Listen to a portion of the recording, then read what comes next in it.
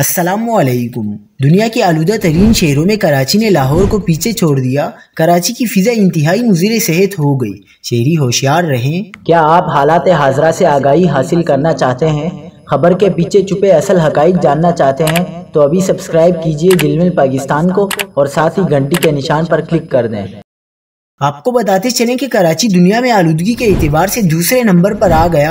Air quality index के मुताबिक कराची में फिजाई आलूदगी की शरह 191 पार्टिकुलेट मीटर रिकॉर्ड की गई, जिसके बाद कराची आज दुनिया के आलूदा तरीन शहरों में दूसरे नंबर पर आ गया है।